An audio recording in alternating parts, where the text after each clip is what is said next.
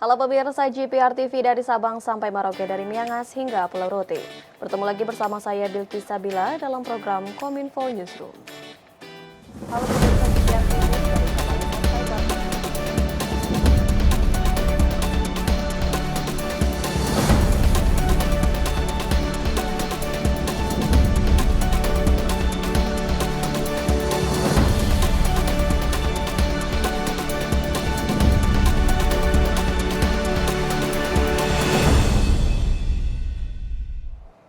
Inilah Kominfo Newsroom selengkapnya. Pemirsa, Sekjen Mahkamah Konstitusi Profesor Guntur Hamzah meletakkan jabatan Sekjen dan berganti menjadi Hakim MK menggantikan Aswanto. Sumpah jabatan yang diucapkan di depan Presiden Joko Widodo melantiknya di Istana Merdeka.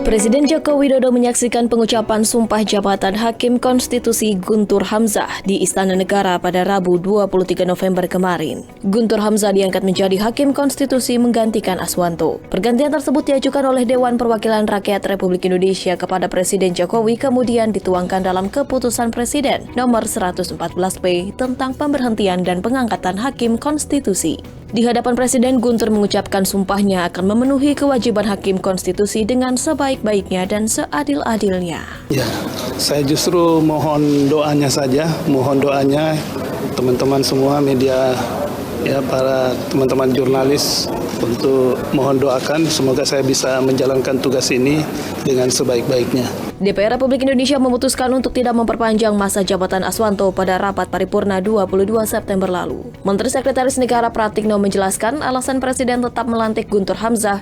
Presiden tidak bisa mengubah keputusan yang ditetapkan oleh DPR Republik Indonesia. Kemudian Presiden sudah menerbitkan Kepres nomor 114 ya tahun 2022 beberapa waktu yang lalu, tapi karena ada kesibukan Pak Presiden yang luar biasa di ASEAN, di G20 dan juga di APEC, beliau tidak berada di Jakarta, maka baru pada hari ini dilakukan pelantikan. Sementara itu, Presiden Joko Widodo juga melantik Muhammad Mardiono sebagai utusan khusus Presiden bidang kerjasama pengentasan kemiskinan dan ketahanan pangan. Mardiono sebelumnya telah mengundurkan diri dari Dewan Pertimbangan Presiden pada 21 November lalu. Dirinya menegaskan tidak ada rangkap jabatan selama transmisi masa jabatan.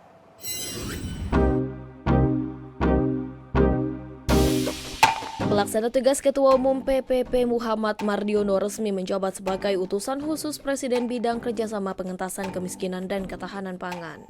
Mardiono resmi mengemban jabatan itu setelah dilantik Presiden Joko Widodo di Istana Negara, Jakarta. Pelantikan Muhammad Mardiono tertuang dalam Keputusan Presiden nomor 48M tahun 2022 tentang pengangkatan utusan khusus Presiden bidang kerjasama pengentasan kemiskinan dan ketahanan pangan yang ditandatangani Presiden pada 22 November 2022. Usai dilantik, Mardiono menyatakan dirinya akan memastikan tugas yang diamanahkan baik dijalankan dengan baik agar mencapai agenda tujuan pembangunan berkelanjutan atau SDGs yang telah diprioritaskan. Saya diamanahkan untuk mengawal dan memastikan program pemerintah bagi pencapaian SDGs yang pertama yaitu pengentasan kemiskinan dan SDGs yang kedua yaitu ketahanan pangan dapat berjalan dengan baik. Sesuai dengan arahan Presiden, Mardiono menambahkan akan terus melakukan koordinasi dengan instansi-instansi pemerintah, melakukan kunjungan ke daerah dan ke lapangan, serta melakukan kajian-kajian terkait tentang pengentasan kemiskinan dan peningkatan ketahanan pangan. Ketahanan pangan sebagaimana apa yang sudah ditugaskan kepada saya, yang kemudian tentu saya melaporkan tugas-tugas saya ini kepada Bapak Presiden. Informasi lainnya pemirsa, Menteri Agama Yakut Khalil Qomas membuka Pekan Olahraga Santri dan Seni antar Pondok Pesantren tingkat nasional ke-9 tahun 2022. Gelaran olahraga ini berlangsung mulai 23 November hingga 27 November yang diikuti sebanyak 34 provinsi kontingen dari seluruh pondok pesantren di Indonesia. Pekan Olahraga dan Seni Antar Pondok Pesantren Tingkat Nasional atau Pospenas 9 tahun 2022 resmi dibuka Menteri Agama Yakut Khalil Qomas pada 23 November 2022 di Stadion Manahan Solo. Pospenas yang akan berlangsung 5 hari mulai tanggal 23 sampai 27 November akan diikuti oleh ribuan santri dari berbagai pesantren dari seluruh Indonesia. Dalam sambutannya, Menteri Agama menekankan agar para santri menerapkan sportivitas dan kejujuran, bukan hanya santri peserta Pospenas, tetapi juga kepada para juri dan wasit. Selain itu, Menteri Yakut mengatakan dibukanya Pospenas 9 di Stadion Manahan bukan hanya kebanggaan masyarakat Solo, tetapi juga terlihat tampak penuh ribuan santri, atlet santri dan masyarakat Solo berkumpul menjadi satu. Lebih lanjut, Menak menilai bahwa Pospenas merupakan ajang pembuktian para santri berkontribusi bagi negeri. Kejujuran, sportivitas, itulah yang selalu diajarkan oleh kiai-kiai kita ketika kita di pesantren. Praktekkan itu di sini.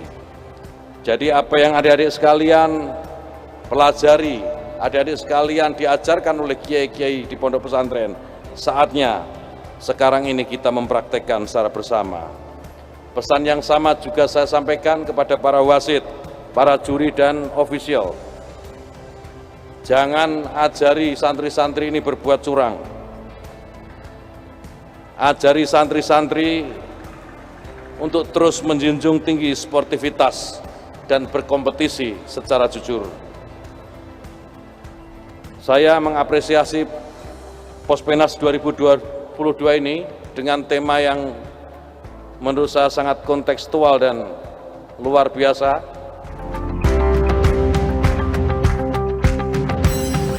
Menteri Keuangan Sri Mulyani Indrawati memberikan penghargaan Anugerah Reksa-Banda kepada kementerian, lembaga, dan stakeholders berprestasi di bidang pengelolaan aset dan lelang negara. Menurutnya, pemberian penghargaan ini bukan hanya sekedar memberi plakat, namun juga menggambarkan upaya pemerintah untuk membangun culture menjaga aset negara.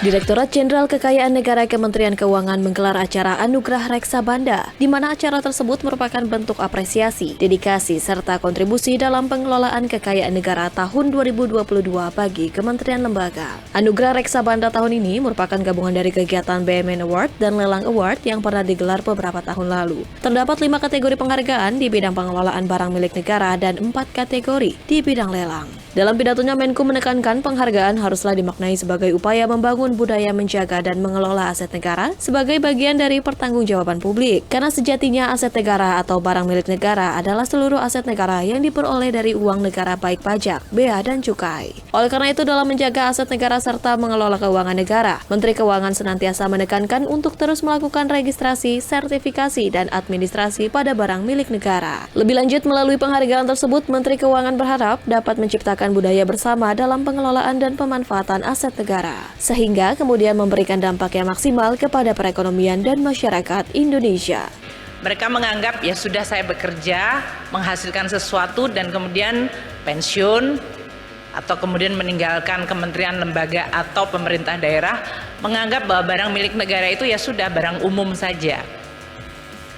Sering yang kemudian barang-barang milik negara yang kita peroleh melalui uang rakyat, uang pajak, uang penerimaan negara, bea dan cukai, penerimaan negara bukan pajak, bahkan dari utang, kemudian sesudah dibangun, manfaat juga tidak maksimal.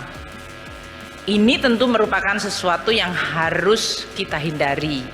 Oleh karena itu, upaya kita untuk memberikan penghargaan melalui Reksa-Banda tadi menggambarkan sebuah effort, tidak hanya sekedar plakat yang mungkin untuk Bapak dan Ibu sekalian, apalagi tadi yang kementerian lembaga yang kayaknya langganan juara berbagai hal. Saya menganggap ini bukan masalah plakatnya, tapi ini adalah sebuah simbol dari upaya negara bangsa Indonesia untuk membangun sebuah kultur menjaga aset negara. Bagaimana memperlakukan aset negara sebagai pertanggungjawaban publik. Pemirsa, tetaplah bersama kami karena usai jeda kami akan segera kembali.